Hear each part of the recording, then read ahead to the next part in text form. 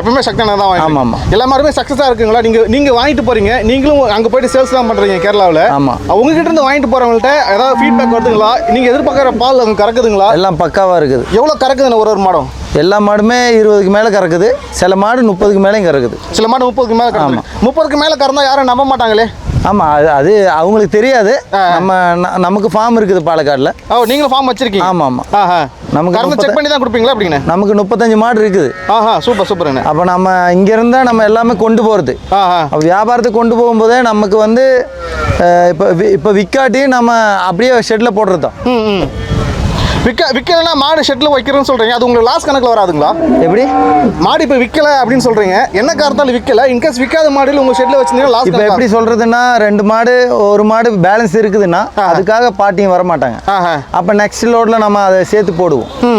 அப்போ விற்காட்டி ப்ராப்ளம் இல்லை. நமக்கு எல்லா மாடுமே 20க்கு மேலே கண்டிப்பாக வரும். கண்டிப்பாக நம்ம அவ்வளோ செலக்ட் பண்ணி தான் எடுக்கிறோம். நாமளும் செலக்ட் பண்ணுறோம், செலக்ட் பண்ணி தான் எடுக்கிறோம். சரிங்கண்ணே சரிங்கண்ணே சரிங்கண்ணே.